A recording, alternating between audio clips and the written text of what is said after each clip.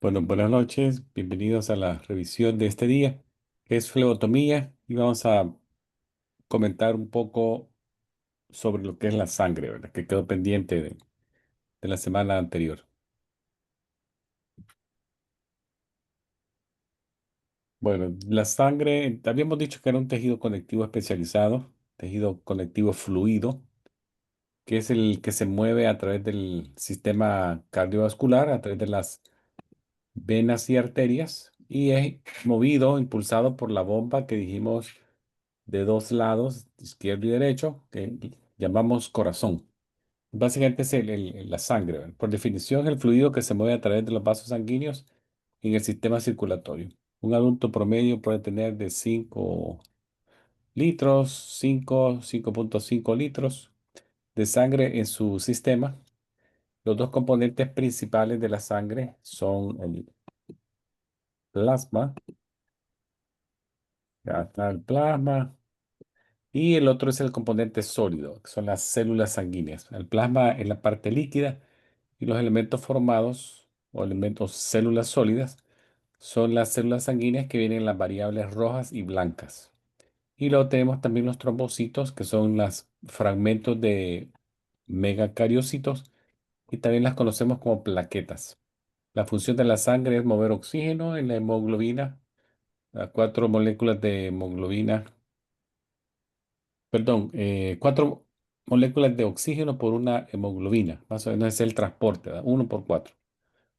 También la sangre se mueve dióxido de carbono, nutrientes, hormonas, que son los mensajeros químicos que son secretados por nuestras glándulas. La sangre también nos ayuda a regular la temperatura del cuerpo junto a las arterias y venas. Luego tenemos la distribución de lo que es en el plasma. Es básicamente el 90% es agua. El plasma, la porción líquida de la sangre, el 90% es agua, ¿verdad? Tiene una apariencia pálida, amarillosa, pálida, y es clara, excepto que hay alguna condición en el cuerpo que la cambie de color, como que podría ser un aumento en las bilirrubinas, vamos a ver un plasma o un suero de color verde, o que haya un aumento en los que son las grasas, triglicéridos, colesteroles. Vamos a ver una plasma o suero de color blancuzco, más blanco, más intenso.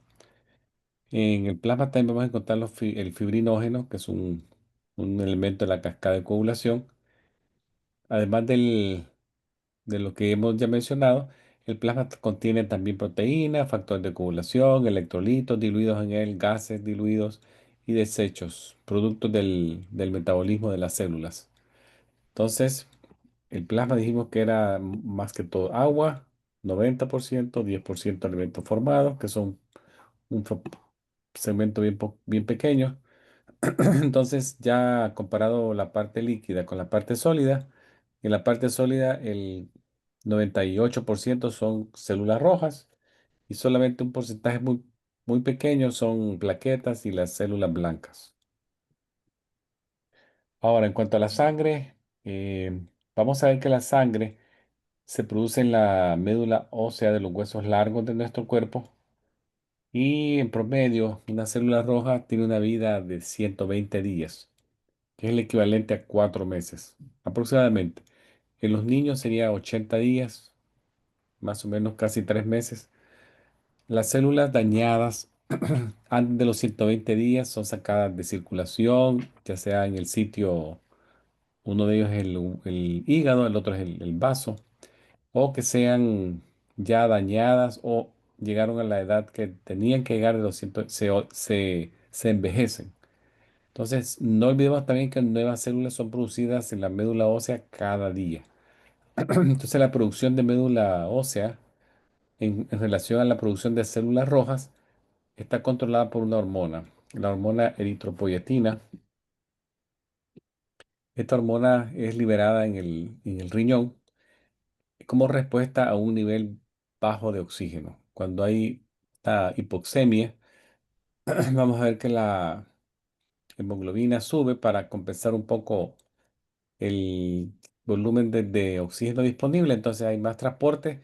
Sin embargo, en situaciones como alguien migre a una altura, que se vaya a vivir a una ciudad bien alta, como podría ser la Ciudad de México, muchos países del sur, de Sudamérica están en esa condición de altura. Vamos a ver que nuestro cuerpo compensa la hipoxemia produciendo más células rojas para captar los más oxígeno posible y la respuesta lo hace a través de la eritropoyetina. El proceso de formación de células sanguíneas se conoce como hematopoiesis, es el término acá, hematopoiesis. Esta hematopoiesis se desarrolla desde el periodo embrionario y llega hasta que la persona fallece, ¿verdad? Entonces, nunca paramos de producir células rojas. La hematopoiesis lo que puede pasar es que sea de menor porcentaje, pero no podemos dejar de producir células rojas en nuestro cuerpo, excepto que hubiese una enfermedad. Ahora, las células rojas, ¿de dónde vienen? Básicamente nosotros tenemos unas células madres o stem cells, que de estas células madres son capaces de producirse cualquier línea que sea necesaria en el compartimiento de médula ósea, ¿verdad? Ahí vamos a ver que de la misma célula madre podrían salir eh, células T, células B, que van a producir anticuerpos, también células blancas y las células rojas, que son las que se le conoce también como eritrocitos. Y luego tenemos las plaquetas y las líneas, la línea blanca y sus diferenciales, ¿verdad? Que puede ser basófilos, eosinófilos. Estos son nombres de las células blancas. Ahora, veamos la diferencia entre suero y plasma. Si alguien le pregunta, ¿qué es el suero y qué es el plasma?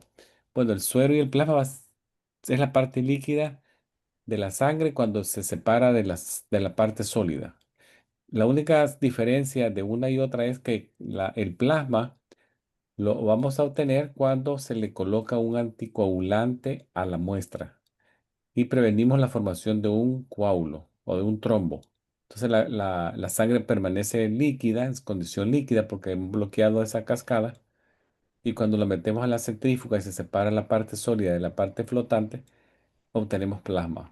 Cuando obtenemos suero es porque la muestra no tenía ningún anticoagulante y cuando se separa de un coágulo que se formó, en este caso sí se forma un coágulo, y luego lo ponemos en la centrífuga y vamos a ver que también sale un líquido flotante, se llama suero. Básicamente esa es la diferencia. Muchos laboratorios procesan en los exámenes, necesitan suero, pero también vamos a ver más adelante que algunos utilizan sangre completa. Ahora, la sangre completa, ¿qué es? Bueno, la sangre completa es aquella que le sacamos a una persona a través de una flebotomía y la procesamos haciéndole diferentes tipos de análisis para ver que no haya ninguna contaminación de la sangre, que haya alguna enfermedad en esa muestra. Y una vez se valoró que no hay ningún riesgo para ponérselo a otra persona, se puede transfundir a otra persona. La sangre completa es tan cual la sacaron de una persona y se la ponen a la otra. Todos los componentes que están en la sangre no se han tocado para nada, ¿verdad? Todos los componentes están ahí. No se sacó nada ni se gastó nada, ¿verdad? Vamos a ver que ahí hay factor de coagulación, todo eso. Ahora bien, la sangre tiene que procesarse y saberse qué tipo, ¿verdad? Si es A, si es B, si es AB, si es O y si es RH negativa o positiva. Las bolsas le ponen unas etiquetas donde se pueden tener lectores de escáner y identificar la muestra rápidamente. Y también tiene vencimiento. Una sangre no es eterna, caduca, pero lastimosamente que hay tanta necesidad que la fecha de vencimiento nunca se llega, ¿verdad? Siempre hay necesidad y los bancos de sangre siempre están pidiendo que se están agotando las reservas y siempre piden donantes nuevos, que por favor pasen a donar, que estamos bajitos y todo eso. Así que esa es la sangre completa. Ahora, vamos a ver Disculpe, qué pasa. ¿Sí? doctor, ¿qué tiempo más o menos aproximado puede durar la sangre después de tomada? Que guardada en una refrigeradora. Creo, no estoy muy seguro, pero creo que podría sí, llegar hasta el mes. Ok, pero tiene que estar en una refrigeradora, sí, pero no llega ni a la semana, déjeme decirle. ok. Lastimosamente que se utiliza tanto en cirugías, accidentes o personas que tienen algún problema del sistema de la hematopoiesis, que no producen mucha sangre o muchas razones. Hay personas, yo conozco aún en el centro de herida, llegan pacientes que por cuestiones ajenas a a la úlcera, no tienen nada que ver con la úlcera, pero tienen otras condiciones de enfermedad. El otro día vi uno que tenía 6 de hemoglobina y lo iban a llevar al hospital a que le transfundieran creo que 2 bolsitas a ese paciente. Y lo volví a ver después y ya le habían transfundido las 2 bolsitas y todavía se veía pálido y estaba cansado, como que lo iban a evaluar de nuevo y lo iban a volver a transfundir. Porque una bolsita no sube tanto también en la hemoglobina, creo que es más o menos como 1,5 por bolsita puede subirle a una paciente. Vamos a ver la flebotomía, dónde se practica o por qué se practica, ¿verdad? Básicamente el propósito es sacar sangre para fines de diagnóstico y monitoreo. Algunas enfermedades necesitan confirmarse o excluirse a través de un examen de sangre o pacientes que están en tratamiento actual necesitan seguimiento, cómo va su glóbulos blancos, le está funcionando el antibiótico, cómo están las pruebas renales, cómo están las pruebas del hígado, todo eso para monitoreo y diagnóstico. También se utilizan para bancos de sangre, como les estoy diciendo, y transfundirse luego. O algunos pacientes también les hacen algunas sangrías por fines terapéuticos.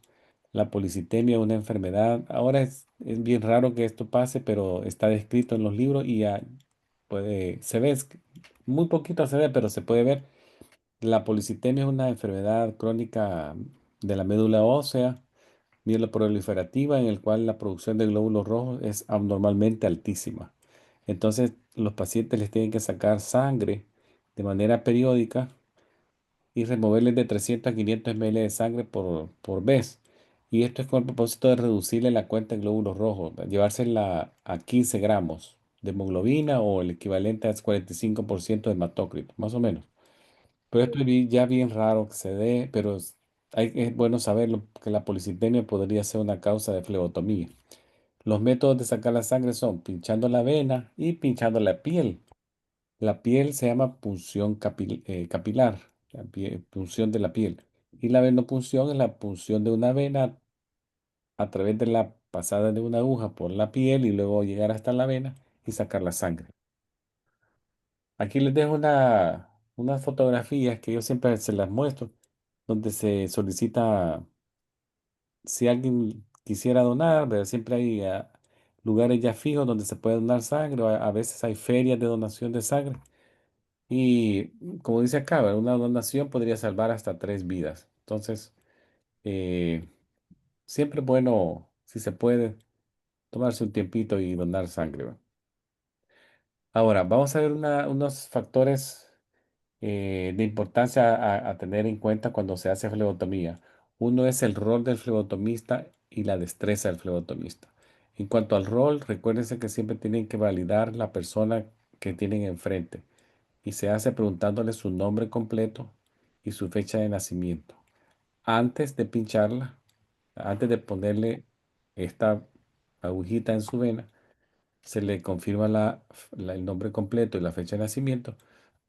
Y luego después, cuando yo ya tengo el tubito este que está aquí, ya lo tengo lleno de sangre. Antes de ponerle la etiqueta con el nombre, vuelvo a ver la etiqueta que diga su nombre, que nuevamente que sea la persona que está frente a mí, que sea su etiqueta, que diga su nombre y su fecha de nacimiento correcto. Antes de yo ponérsela a este frasquito, porque ya una vez se le puso ahí, ¿verdad? Ya es oficial y está, se va para análisis. Y cualquier cosa que se reporte en este tubo, asumimos que es de ella, pues, de esta paciente. No que yo me equivoqué y sea de otro. Entonces verifiquemos antes y después. También hay que conocer los métodos de transportes. Algunos transportes se hacen en fresco, ¿verdad? Necesitan transportarlo un poquito frío. Otros no tienen ninguna relevancia. Es que la temperatura ambiente se pueden ir. Algunos son urgentes. Algunos son que le llaman STAT.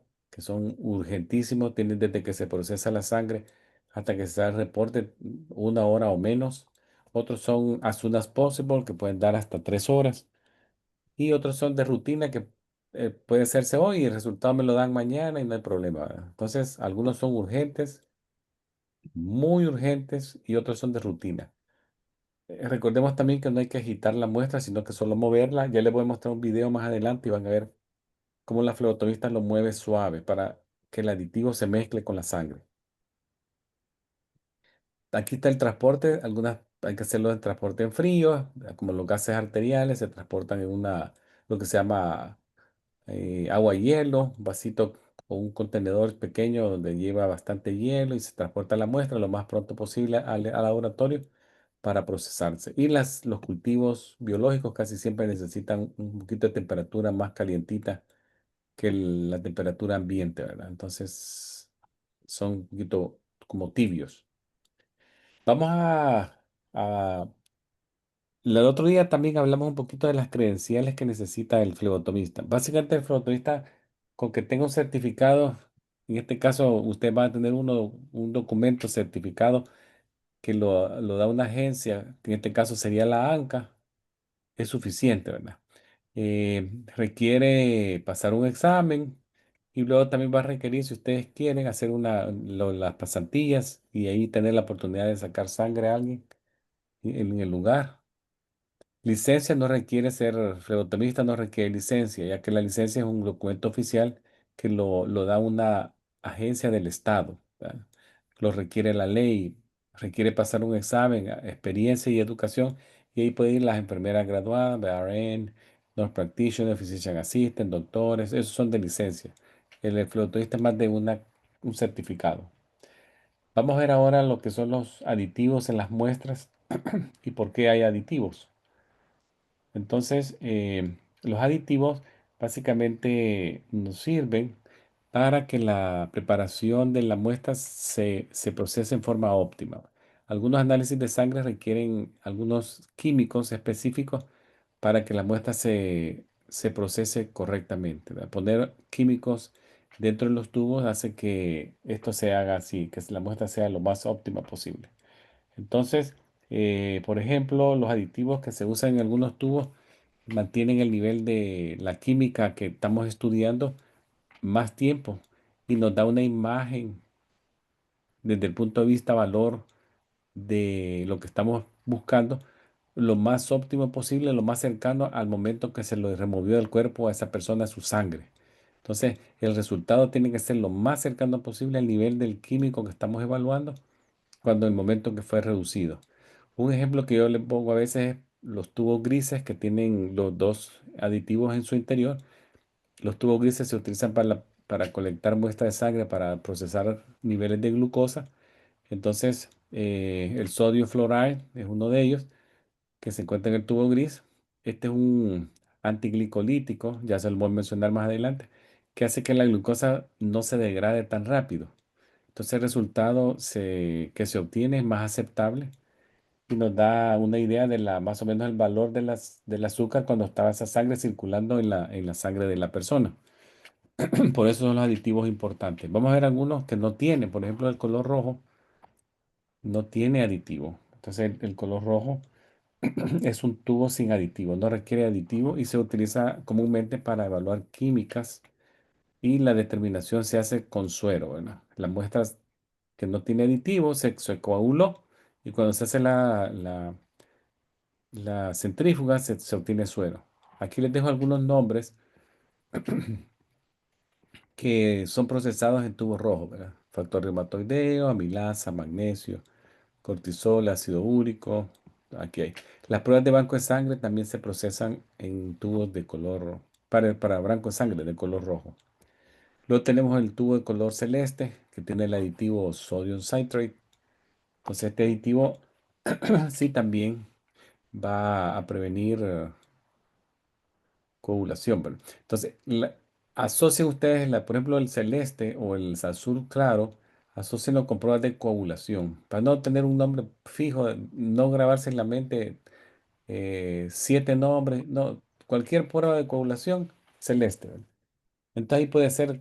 por ejemplo, valores de PT, PTT, factores de activaciones, todo eso, fibrinógeno, que son coagulaciones, es el celeste, ¿verdad? Hay algunas pruebas específicas como el dímero de todo eso, pero eso son cosas más especializadas que probablemente no se lo van a preguntar en el examen, ¿verdad? Pero sí, hay que saber celeste, coagulación. Y luego vamos a ver que el morado o el lila, hematología. Entonces, cualquier cosa de hematología es el morado. Entonces ahí tenemos, por ejemplo, la cuenta de sangre, su cuenta completa de sangre, que le digan a alguien cuánto tiene de hemoglobina, cuánto tiene de hematócrito, cuánto tiene de glóbulos blancos, la diferencial de los glóbulos blancos, cuántos son neutrófilos, cuántos son linfocitos. Eso que es hematología, morado o lila. También la eritrosedimentación, otras muestras, también se hace en el morado. El color rosado también tiene un aditivo en su interior que si ustedes se fijan, voy a hacer para atrás dos. Es un nombre cortito, la vibración, ETA, pero el nombre es bien largo. Entonces lo han tratado de resumir en cuatro letras, se pone ETA. El lila o el morado y el rosado tienen los dos ETA.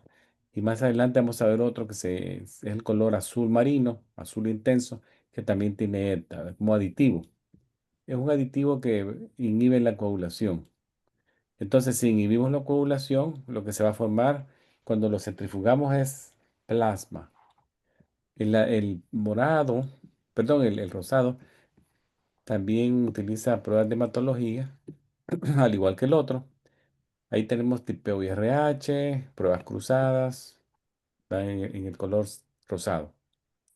El color verde en sus dos tonos, tiene verde oscuro y verde claro, son químicas de emergencia generales utilizan este tipo de color verde, ¿no?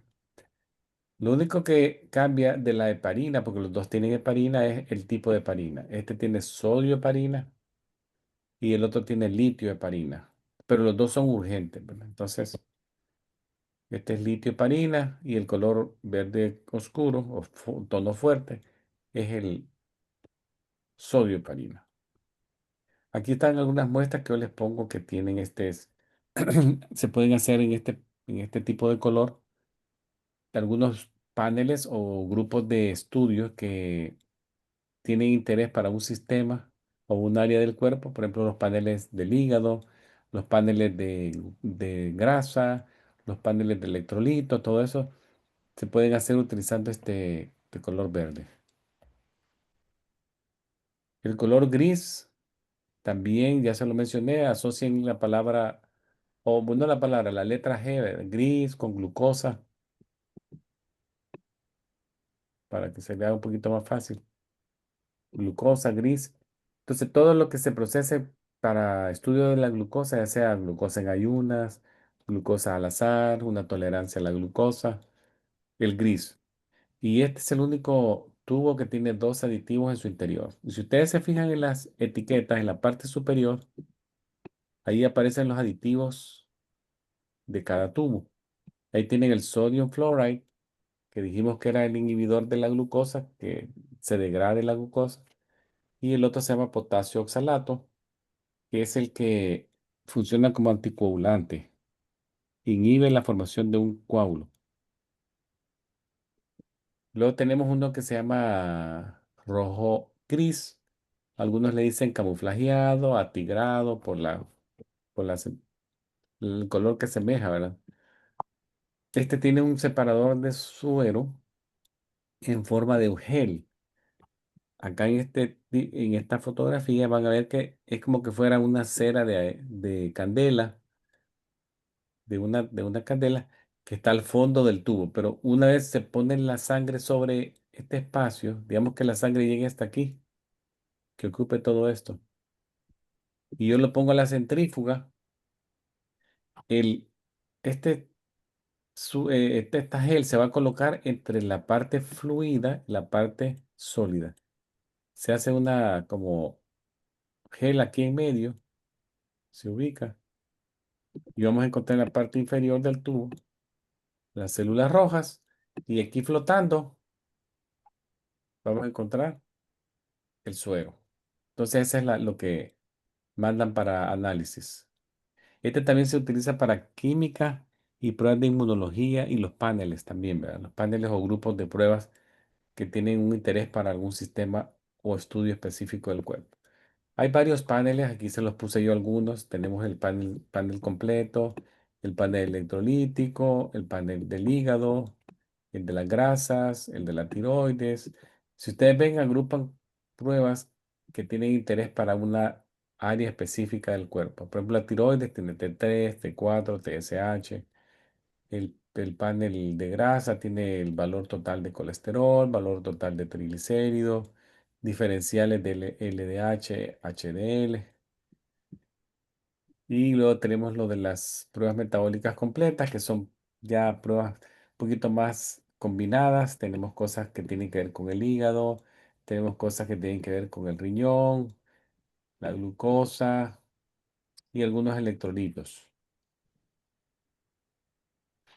Este tubo de color azul oscuro también tiene el aditivo que les dije, el aditivo ETA.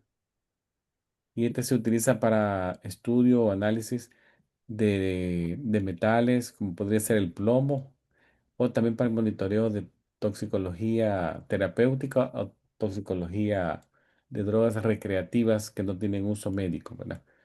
Por ejemplo, si alguien ha consumido marihuana, cocaína, heroína u otro tipo de drogas de tipo recreativa sin uso médico, podrían procesarse en este tipo de tubo. O si se está monitoreando a alguien para verle qué nivel tiene de digoxina o de o algún anticonvulsivante, de fenitoína en la sangre, todo eso, podría también utilizarse este tubo. Luego vienen los tubos de sangre o cultivo de la sangre.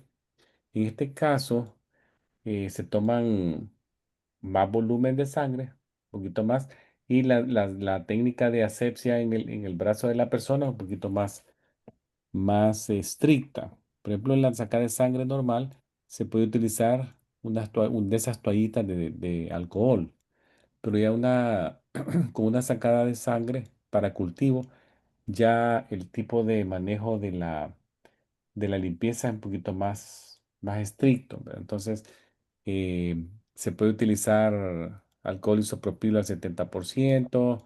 También se puede ocupar como yodo hisopos con yodo para hacer la limpieza y aplicarlo en la zona. Y se utiliza primero una jeringa normal que luego va a trasladar esa sangre a los tubos, estos botellones que están acá.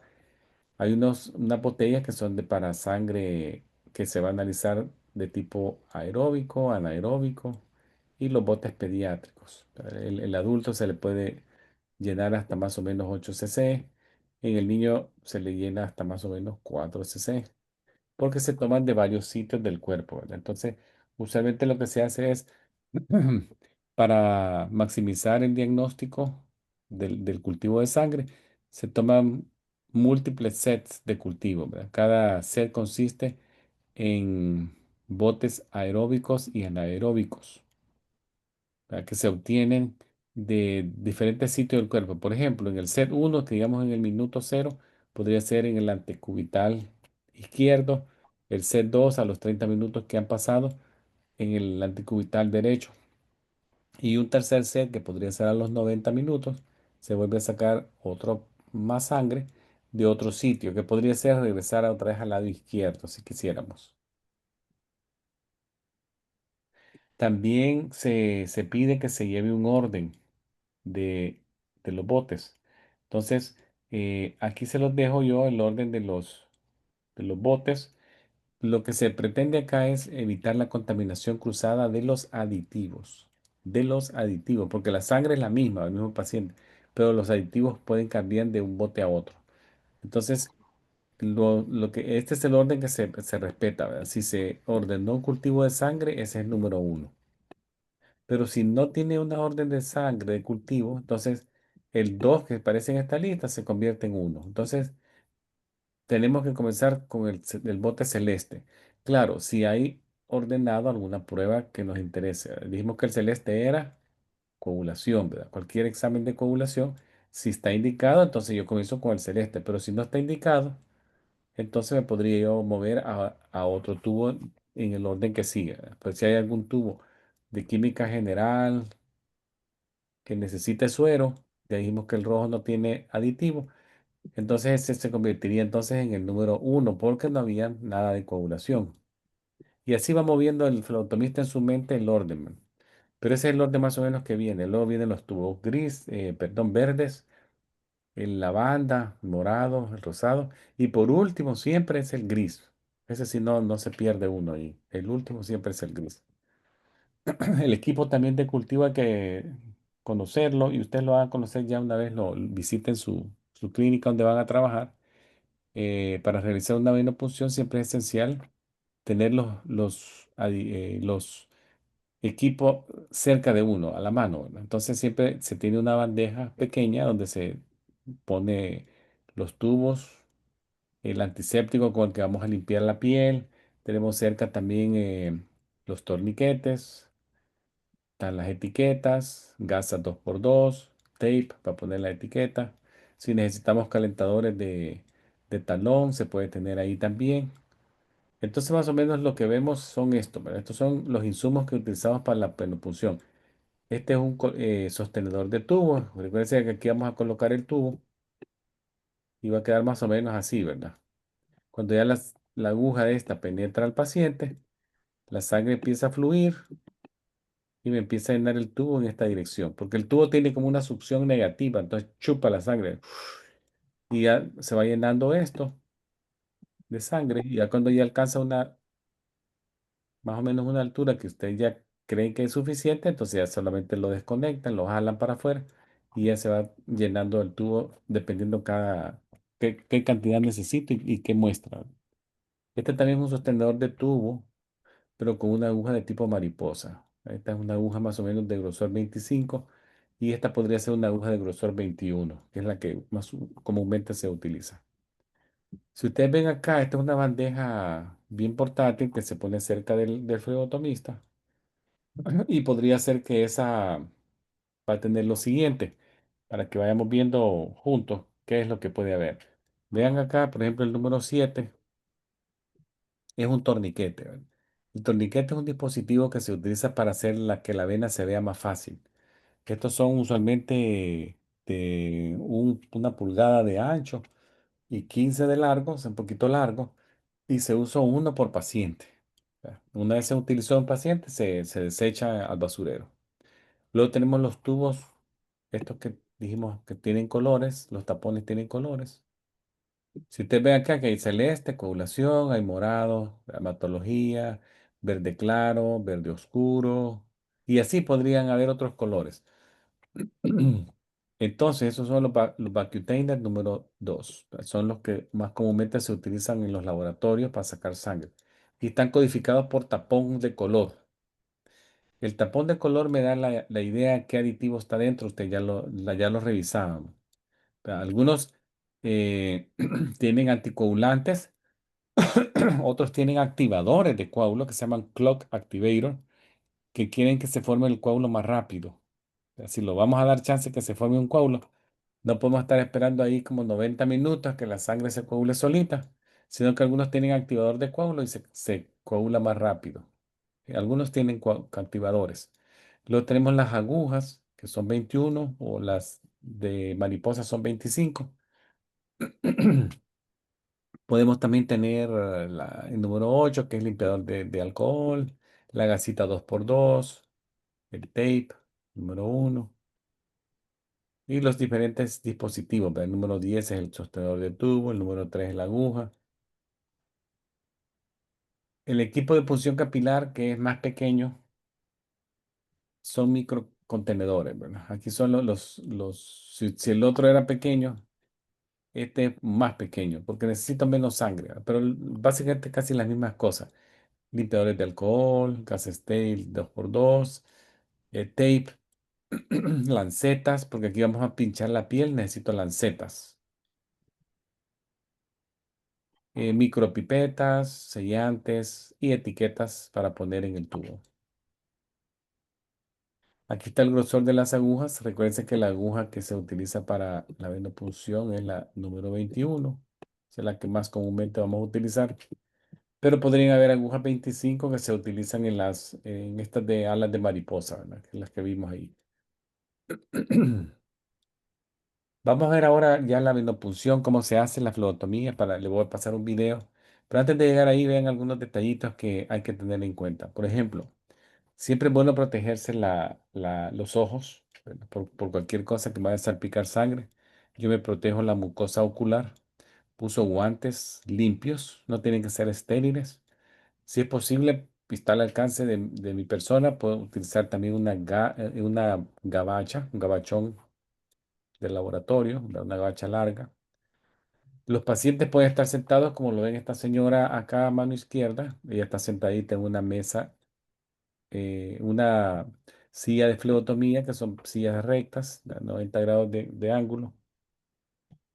Y siempre tiene un apoyabrazos, ya sea izquierdo o derecho, donde va a poner ella su brazo para que la flebotomista haga la sacada de sangre. Los niños pequeños pueden estar con la persona que acompañan, puede ser la abuelita, la mamá, el papá, se lo pueden poner en sus piernas.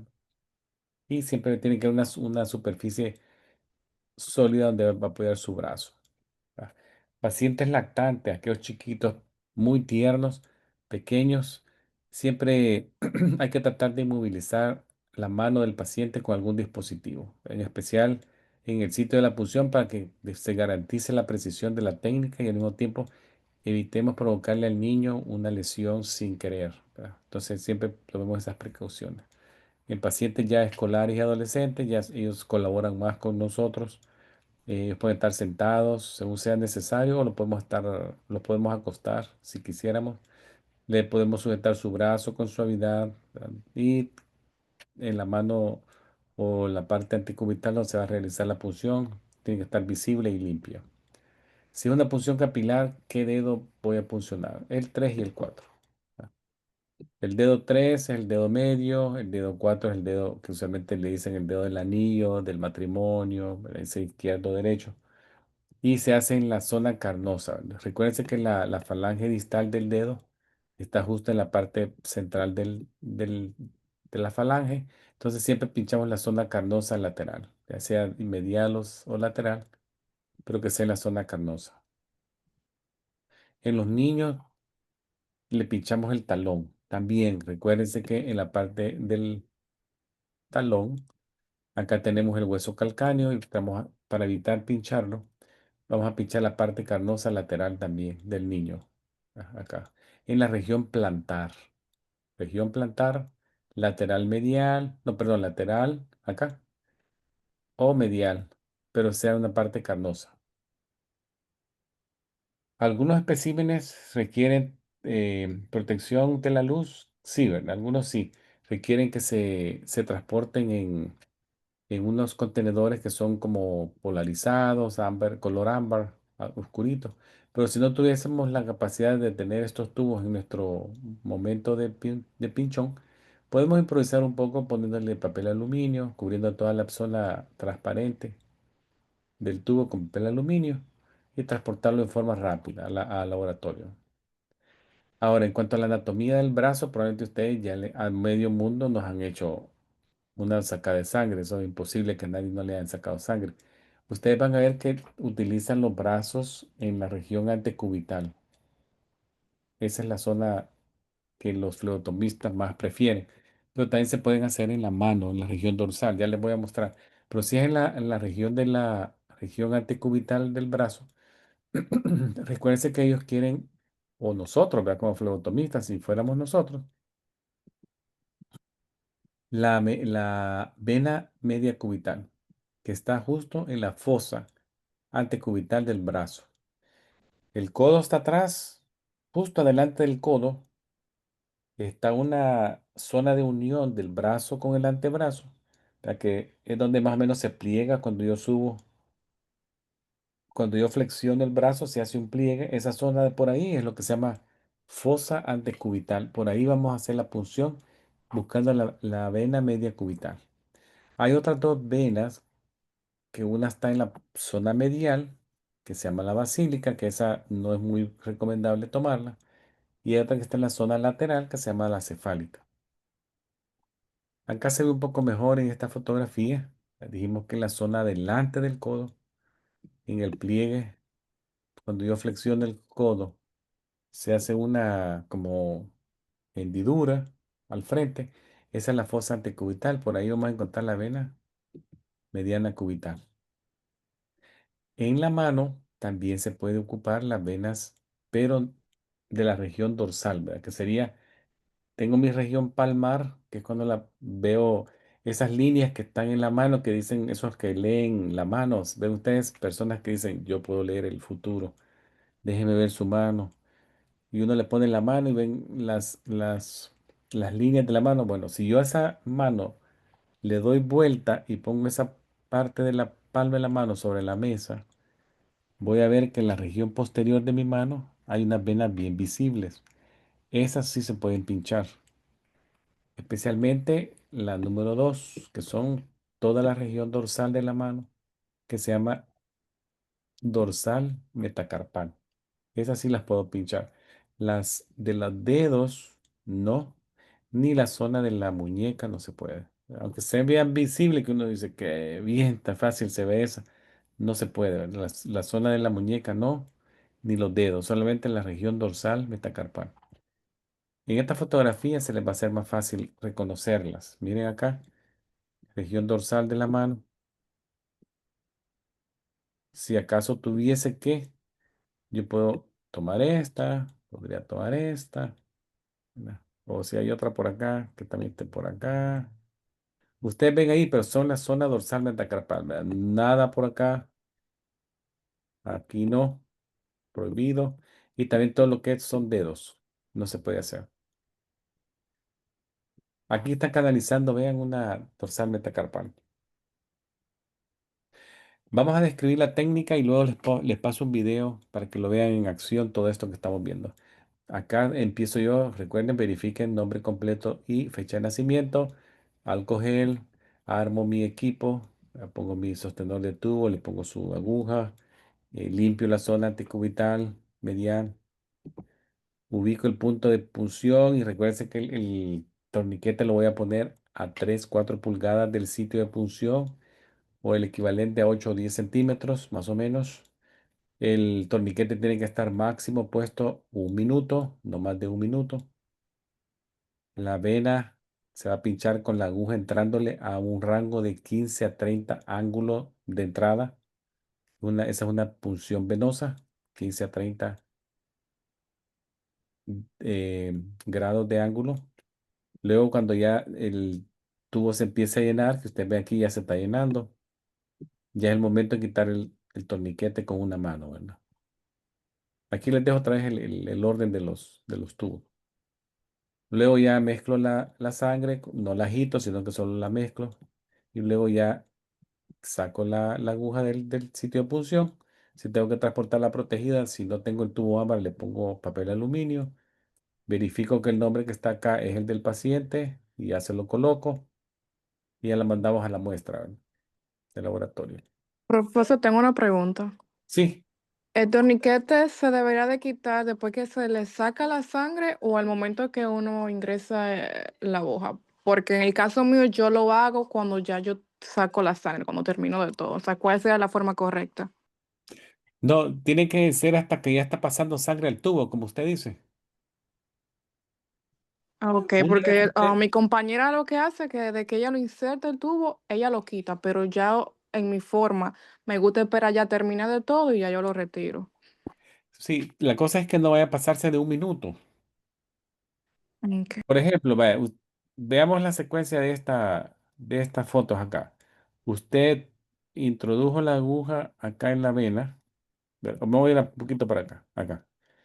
Usted introdujo el sostenedor del tubo, pinchó la vena, ya usted sintió más o menos que la vena está tomada correctamente, entonces introduce el tubo hacia el interior del sostenedor del tubo para que la aguja interna pinche el tubo y ya hay la succión de sangre hacia el tubo.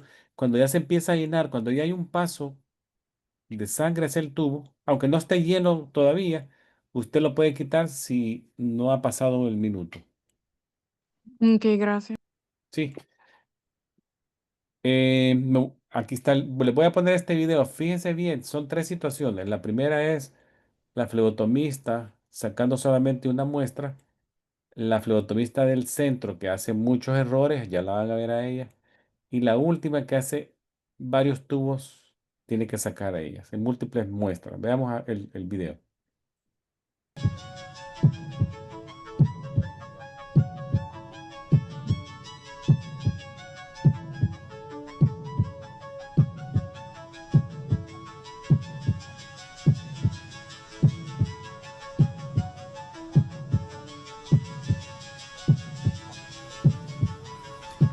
Good morning, I'm Kristen. I'm here to draw your blood today. Good morning. Could you please state your name and date of birth? Pat White, November 11th, 1986. Thank you. Have you had anything to eat or drink in the last 12 hours? Not since 9 last night. Thanks. Do you have any questions? No. All right, it will just take me a minute to get everything set. Blood collection by venipuncture is one of the most common procedures performed in a healthcare setting. Common, but also complex, requiring knowledge and skill to assure the accuracy and integrity of the samples drawn and to eliminate risk to both patient and healthcare workers. The first step is to accurately ID the patient using at least 2 forms of identification. Does the name and date of birth on the requisition form match what the patient is telling you? Does it match what is on the patient ID wristband? Has the patient followed special orders, such as fasting prior to blood draw? Address the inconsistency first with a requesting physician or healthcare worker on duty. But if the given information does agree, it's time to prepare yourself and the patient for a successful blood draw using proper standard precautions. The phlebotomist washes and then dons a clean pair of gloves before proceeding. Make sure alcohol prep pads, gauze, tape, the correct gauge needles, and required evacuated collection tubes are within easy reach for you, but out of the reach of the patient. Then speak reassuringly to the patient as you position him for the draw. I'm all set here. If you'd please straighten your arm. It'll just take a moment while I apply the tourniquet. Applying a tourniquet slows the flow of blood in the veins and increases venous filling, thus making the veins more prominent, easier to locate, and easier to enter. However, leaving the tourniquet on for longer than 1 minute may affect laboratory test results and should therefore be removed and reapplied if the procedure will take longer than 1 minute. Use your fingertip to palpate the antecubital fossa to locate the median cubital vein. Palpation helps determine the direction of blood flow in the vein, to gauge the vein's size and depth, and to estimate its tendency to roll. It also helps differentiate veins from arteries. Unlike veins, arteries have thicker feeling walls and are more elastic to the touch. Use an alcohol prep pad to cleanse the skin around the site. In a fluid, circular motion, swab from the center to the periphery of the site, being careful not to drag the pad back across the cleansed field. Let the area air dry. This prevents contamination of either the patient or the specimen.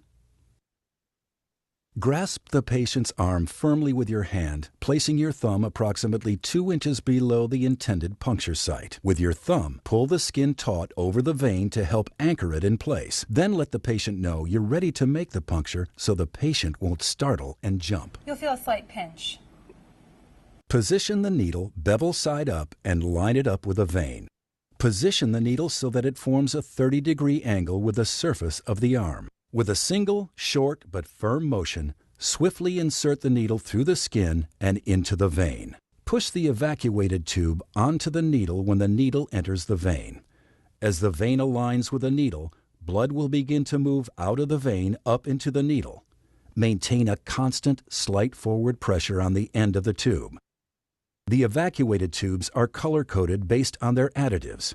Know the types of additives and which color tubes are to be drawn based on requisition. As soon as blood begins to flow into the collection tube, instruct the patient to open his hand and remove the tourniquet from his arm. Removing the tourniquet allows the blood to return to its normal rate of flow through the vein and helps reduce bleeding at the puncture site. A gentle mixing by inversion at least 8 times is required to ensure that any additives in the tube are incorporated into the blood sample. We're almost finished here. Are you doing okay? Fine. Engage the safety device on the needle and use the Sharps device for proper disposal. Applying pressure at the needle entry site immediately after removing the needle will prevent a hematoma from forming and allow hemostasis to seal the wound. Please keep pressure on the gauze pad for several minutes to ensure that the blood flow stops. In this illustration, you can see formation of the platelet plug and the fibrin clot.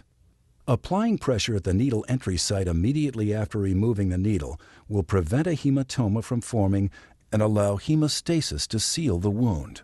In this illustration, you can see formation of the platelet plug and fibrin clot. Apply the ID label on the filled evacuation tube and store it for transport to the lab. The label must include at least the patient's ID number, full name, date of birth, and today's date. Using standard precautions, dispose of needles in a Sharps container. Dispense of all other used non-sharp materials, including used gloves and gauze pads, in an approved trash receptacle. And disinfect all contaminated surface areas. You've just completed a successful blood draw, providing a sample that can be processed for analysis. Fortunately, most blood draws are completed in an entirely professional, skilled, and successful manner. Most, but not all. Poor technique, poor judgment, lack of knowledge, loss of concentration, and undue haste all are factors that can negatively impact the integrity of a sample. Or worse, that can create undue stress and pain for the patient or cause a patient physical harm. Let's take a look. Failure to align the needle perfectly with the vein and failure to insert the needle at a 30-degree angle can result in the needle missing its mark. Poor technique that will require an unwelcome second needle stick. Inserting the needle at too steep or too shallow an angle and not lining up precisely with the vein are 2 common reasons for missing the vein. To the patient, that usually means only one thing: further anxiety and discomfort. But it can have other consequences as well. Serious complications are most likely to arise when targeting the basilic vein, with its close proximity to nerves, which can be permanently damaged, or the brachial artery, which could be nicked. Even with a proper angle, the appropriate needle size must be used. Freddie, you're only going to feel a very small pinch this time. It is acceptable to use a smaller needle called a butterfly.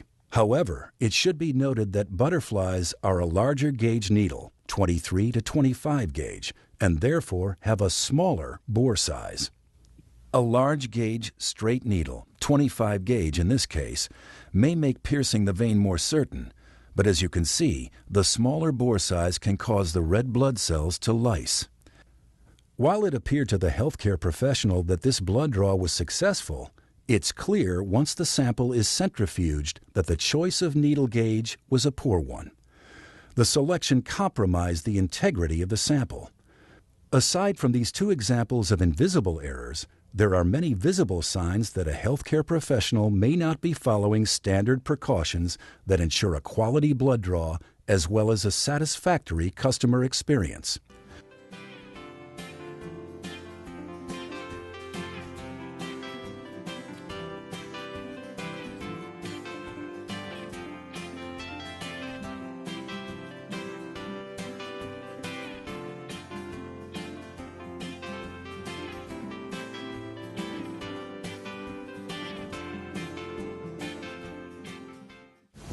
All right, you're good to go. That's it? Yeah, I just need to put some tape on it.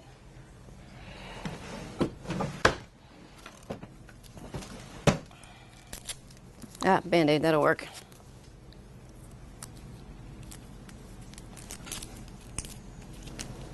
What about this? Oh. You're good to go. Good to go? Not necessarily. Failure to apply pressure on the puncture site immediately following removal of the needle can cause bleeding from the vein into the space around it, forming a hematoma, a collection of blood under the skin surface that will become bruised in appearance and painful to the touch.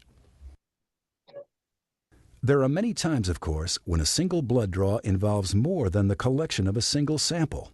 You may be required to collect as many as 10 tubes in a single draw, and this requires even greater skill and careful planning to complete successfully. Two keys to a successful multiple tube draw must occur in the planning stage. You need to determine which gauge needle will be appropriate for all tests being requested, and you need to plan the order of the draw to assure the integrity of all samples. But your technique should remain the same. Let's take a few moments to review. Position the needle bevel side up and line it up with a vein. Position the needle to form a 30-degree angle with the surface of the arm. With a single short but firm motion, swiftly insert the needle through the skin and into the vein. Push the evacuated tube onto the needle when the needle enters the vein. As the vein aligns with the needle, blood will begin to move out of the vein up into the needle. Maintain a constant, slight forward pressure on the end of the tube to prevent release of the shutoff valve.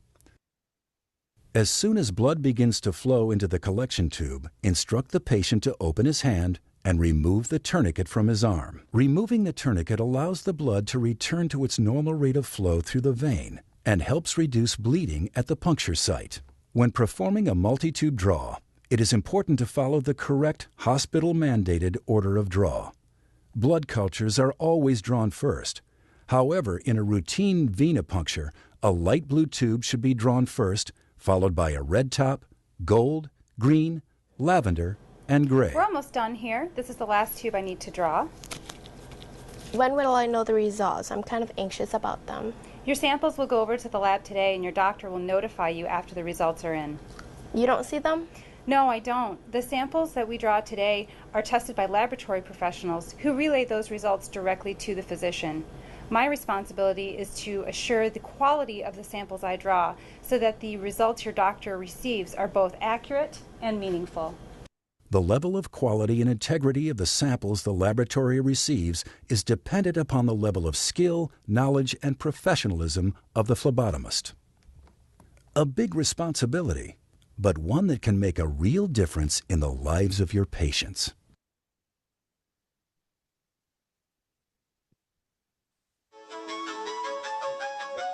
Vamos a Your doctor receives pausa are por acá. Si ustedes ven la primera paciente fue una sola muestra. Esta última paciente fueron varias muestras, entonces la planificación del flebotomista, el orden de los tubos, prepara la bandeja y está lista para sacar las múltiples muestras. Y la flebotomista del centro, si ustedes vieron, se confundió en muchas técnicas.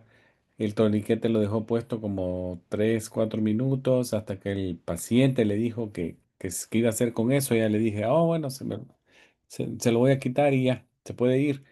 Si ustedes vieron, hay varias situaciones que dejan mucha enseñanza. La primera y la última, la técnica se respetó.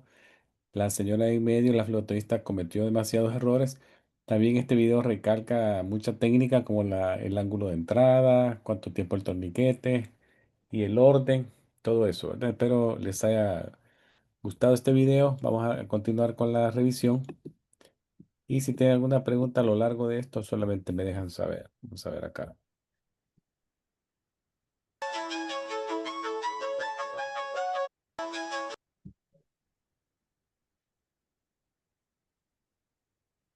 Ahora bien, otra cosa importante de la sacada de la sangre es la etiqueta.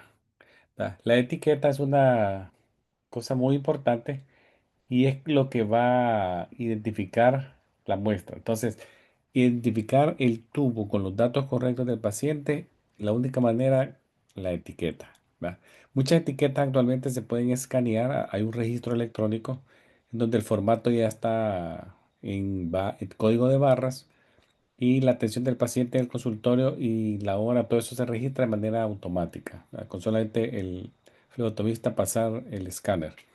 Muchas, muchos récords electrónicos médicos producen su propio etiqueta con la información que nos interesa. Ahí será responsabilidad de ustedes como asistentes médicos validar que la información que está en la etiqueta es la del paciente que tiene enfrente a ustedes y eso lo hacen, recuérdense, valorando la información del nombre completo y fecha de nacimiento antes y después y al momento de la etiqueta. Entonces, la etiqueta en todos los especímenes usualmente tiene el nombre del paciente, la fecha de nacimiento, el número de récord médico, la fecha de colección, la hora de colección, todo eso, ¿verdad? Ustedes tienen que validarlo y ya cuando se validó se puede poner sus iniciales y se pone la fecha y hora. También recuerden que la etiqueta tiene que estar en forma longitudinal a la muestra, como se ve en esta fotografía, y más o menos a 1 centímetro del borde del color, del tubo de color. Todo lo que está aquí arriba, esto no es correcto. Las etiquetas acá están sobre el borde del color, sobre el borde del color. Está transverso, el código de barra está todo arrugado, en esta está por de lado. Entonces esto no, ¿verdad? Tiene que estar longitudinal y más o menos a 1 centímetro del reborde del color. Algunas cosas que hay que ponerle atención también es la posición del paciente y para eso usted ya lo hablamos al principio, es la posición por ejemplo, en los niños, puede estar con sus papás, en sus piernas. Si son muy pequeñitos, sobre una mesa, el talón tiene que estar sostenido sobre una superficie rígida y con un poquito de declive en relación al tronco, ¿verdad? Un poquito hacia abajo. También la zona de la piel tiene que estar sana. Todo eso tiene que ser una piel muy sana, no tener ningún signo de infección. No podemos pinchar sobre quemaduras, sobre heridas, sobre úlceras, sobre cicatrices, todo eso no. Bueno. Tiene que ser una piel sana, que sea tibia, color normal, color rosado. Eso tiene que ser. Y recuerden que los tobillos, los talones tienen que ser el pinchón a la parte plantar, lateral o medial, en la zona carnosa, evitando el centro. Si queremos hacer un frotis de sangre, también se puede hacer, no hay ningún problema. Ya hay una técnica para hacerlo y es bien sencilla. Cuando se hace un frotis, lo único que necesitamos es una laminilla limpia. Una laminilla limpia se pone una gotita a más o menos 1 o 2 centímetros de uno de los extremos. Y con otra laminilla limpia, más o menos en un ángulo a 45 grados, nos posicionamos sobre la gota de sangre y nos movemos al lado contralateral. Es el otro lado. Sin retraso, agarramos y movilizamos la sangre hacia el otro extremo y se puede hacer un frotis de fino o un frotis grueso. Eso sí, si quisiera hacer un film de sangre, un frotis, se puede hacer. ¿Qué puede pasar que va mal? Hacer un hematoma. Ya que el hematoma es cuando queda sangre por abajo de la piel y se hace un morete en la zona. Ya. No se ve bien, pero a veces sucede y no hay que sentirse mal si pasa, a todo el mundo le ha pasado. Que hay una alergia al látex. Actualmente el látex ya casi no se usa, pero siempre no olviden preguntarle a los pacientes las alergias que tienen. Lesiones nerviosas puede pasar también, pero el video lo recalcó. No vayamos por la parte medial de la zona antecubital donde está la vena basílica, sino que utilicemos la zona media, la mediana cubital, o en caso extremo la cefálica, pero nunca la zona medial donde está la basílica, donde también tenemos el paquete vascular nervioso, que tenemos el nervio mediano, la arteria braquial. Infecciones menos de 1%, muy bajito.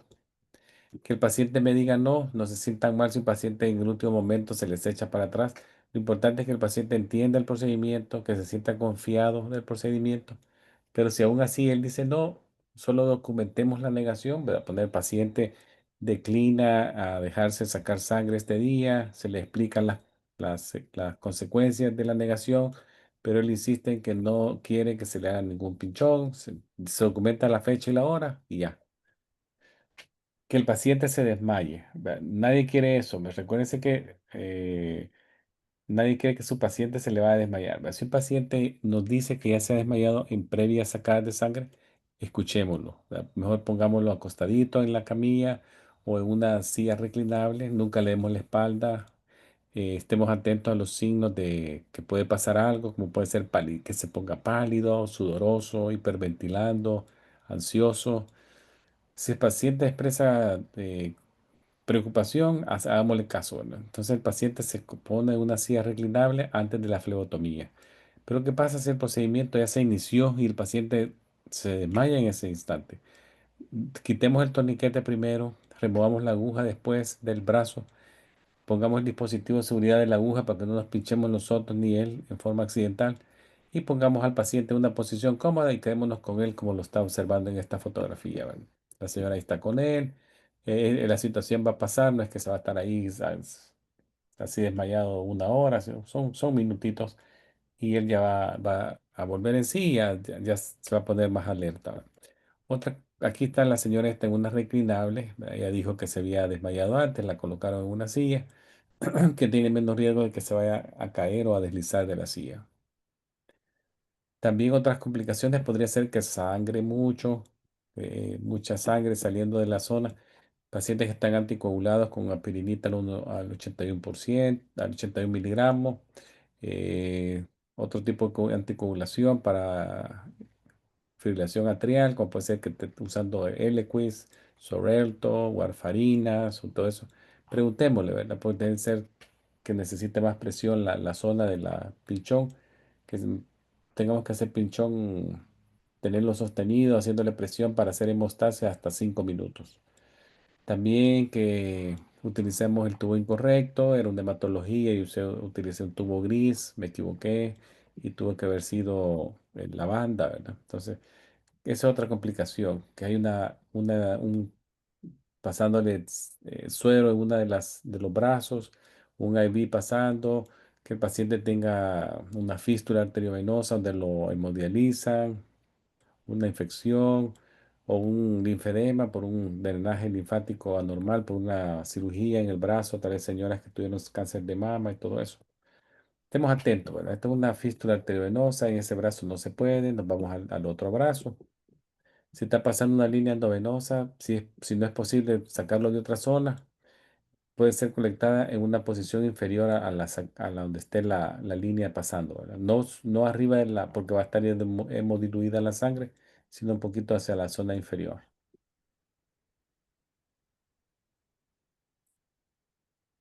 Esta es una fotografía del linfedema. Yo les puse. Esta paciente tuvo una cirugía de mama derecha con un vaciado de ganglios linfáticos en las axilas. El drenaje linfático se vio alterado en su anatomía y por lo cual hay una disminución en el drenaje linfático y todo el brazo, el miembro superior se inflama de manera anormal y se ve bien evidente en esta fotografía cuando lo comparamos izquierdo y derecho. Este brazo no se puede pinchar, ¿verdad? Acá no se puede todo. Entonces nos vamos a esta zona donde está el brazo sano o en caso extremo podemos irnos a la zona de dorsal metacarpal. Bueno, esto es lo que les traía. ¿Verdad? Muchas gracias por su atención y las preguntas que hicieron. No sé si tienen alguna otra duda.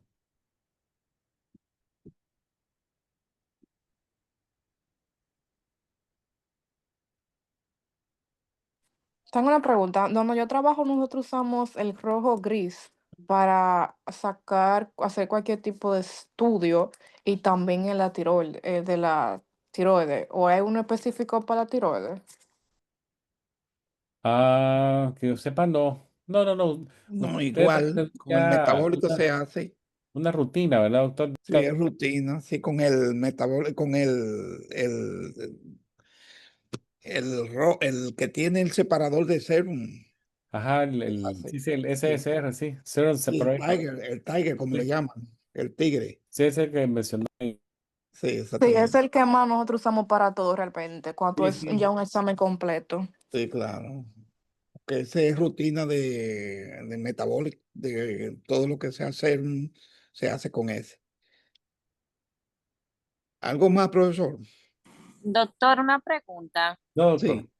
Sí. Adelante. Cuando un paciente se desmaya, ¿puede seguir el procedimiento o tiene que parar si ya la aguja está dentro del brazo? ¿Tiene que esperar que él vuelva a despertar para tomarla de nuevo? ¿O puede seguir haciéndola aunque el paciente esté desmayado? Eso fue lo que dijimos en la presentación. Si el paciente se desmaya y tiene la aguja adentro, inmediatamente es mejor terminar el procedimiento ahí, sacar la aguja, poner el dispositivo sobre la aguja para no pincharnos nosotros ni él, ¿verdad? Y dar por terminado ese intento. Mientras él esté inconsciente, no puedo seguir yo pinchándolo, no se puede. Por seguridad y liability, responsabilidad de la técnica y Y ofrecer, el paciente. y profesor, ofrecer el consejo que cuando vuelva a sacarse la sangre en otro lugar, le explica al flebotomista que Sí. se marea, porque así el flebotomista toma medidas y lo acuesta, lo pone en una cama y todo eso. Hay casos que se dan así también, que ellos le explican, entonces el paciente va y le dice, yo me mareo, yo póngame en un sitio que no sea una silla. Eso es. Bueno, Ok, profesor, pues Tengo una gracias. pregunta. sí, Discúlpeme, a la persona que tiene las venas bien chiquitas, en el caso para que uno la pueda ver mejor, ¿qué uno tiene que hacer? eh, Bueno, el torniquete es una de las técnicas como para hacer resaltar más las venas. El límite de intentos, según yo lo he leído y en los textos no se tiene que tratar más de dos, tres veces. La misma persona, siempre hay una persona con más experiencia en el laboratorio, si es la capacidad del laboratorio de tener más de un flebotomista por turno, que se le puede pedir ayuda. Y yo y- escuché, doctor, que en dado extremo, en un caso extremo, se podría poner un pañito tibio en el área. sí, eso le iba a comentar para agregar un truco que muchos flebotomistas no lo conocen y se usa. Y es usar un paño tibio. Si no tienen, porque hay laboratorios que tienen, los principales laboratorios de aquí de Estados Unidos le envían a la cuenta y usted lo puede solicitar cuando le toque abrir una cuenta, un dispositivo que sirve para calentador. Pero si usted no tiene eso, el truco que usamos es usar un guante y usar el agua tibia de la llave. Con esa agua tibia, en lo que él pueda resistir, se va poniendo y se le va movilizando en el brazo o en el antebrazo donde usted vaya a sacar la sangre. Y eso activa la circulación y por ahí la vena se brota. Es más fácil sacar la sangre así. Y no falla cuando se activa bien la vena, no falla, al menos que no sea una vena muy difícil. Otra cosa, en caso de que, ejemplo, la vena que me ha pasado no se vea, le he puesto dos torniquetes, uno arriba y uno abajo, la persona haciendo el ejercicio de abre y cierra las manos. Y como quiera, la última opción sería sacarle la sangre por la mano, ¿verdad? Esa sería la otra opción, sí. La metacarpales dorsales, esas bien rápido se observan, son bien fáciles. Doctor, Ok. una pregunta. ¿Uno como flebotomista puede también extraer sangre de la arteria? No, no se puede. No está en el alcance del medical assistant. Está prohibido. El flebotomista no puede hacer Sí. extracciones de arteria. No es parte porque es un procedimiento que tiene algunas complicaciones que el médico es el que puede tener la autoridad para controlarlo. Otra pregunta, doctor. Por ejemplo, hay personas en casos, en algunas, no digo que todo el tiempo, pero a veces puede haber una persona que no tiene brazos. O sea, se le hace también en la planta de los pies la extracción. Eh, la, las venas de los miembros inferiores también está fuera del alcance del flebotomista medical assistant. Tiene que buscarse otra alternativa. Cuando Sí, usted dice no tiene brazos, los dos brazos hasta la zona del deltoides, ¿ha visto a alguien así? No, o sea, yo pregunto. O una, como un calzo hipotético. sí. Ok, ok, yo dije, ajá, yo creí que usted había sido como que lo había visto así. Es muy Sí, raro que alguien llegue en una situación de que haya tenido una amputación eh, total de pero, los mismos, pero pero sí hay, dice, profesor, hay un caso que quizás muchos de ustedes no lo van a ver, pero aquí con mucha frecuencia, aquí hay muchas clínicas de detox, de lo que son adictos a drogas. oh, sí, Los sí, sí. clínicas que son adictos a drogas ya no tienen, ya las venas están esclerosadas en los brazos, no tienen vena por ningún lado, usted no lo encuentra. El único lugar donde se puede encontrar las venas es en la pantorrilla, en la parte de atrás. De hecho, muchos llegan a la clínica y ellos mismos se sacan la sangre. Ellos dicen, no, pero si quiere yo le ayudo, doctor. Y yo me saco, ellos usan su borofran y lo hacen. Pero ya eso es una opción que sí se puede hacer. No se recomienda que el flebotomista trabaje en esa área, pero cuando es una clínica de ese tipo, la clínica le puede autorizar, dependiendo la experiencia que usted tenga desarrollada, que usted puede sacar la sangre ahí. Porque déjeme decirle, aquí estamos hablando lo que se puede y lo que no se puede, pero cuando un Sí, médico o en una oficina donde usted esté y ese médico le pide de favor que le saque la sangre, usted la saca como quiera, usted la busca y eso ha pasado. Cuando le tiene confianza a usted, usted lo puede hacer. Hay flebotomistas que se le tienen confianza y lo hacen y sacan la sangre donde aparezca. Y una es ahí en la pantorrilla, en esa parte de atrás, que ellos no pueden dañársela y entonces aparece más fácil esa vena. Eso es. ok. Bueno, Gracias. pues gracias a todos y buenas noches. Que la Buenas pasen noches a bien. Y todos. entonces, el próximo jueves, profesor. Sí, vamos a ver HIPAA y OSHA. Perfecto, sí. Buenas noches. Buenas noches. Buenas noches, Gracias. gracias.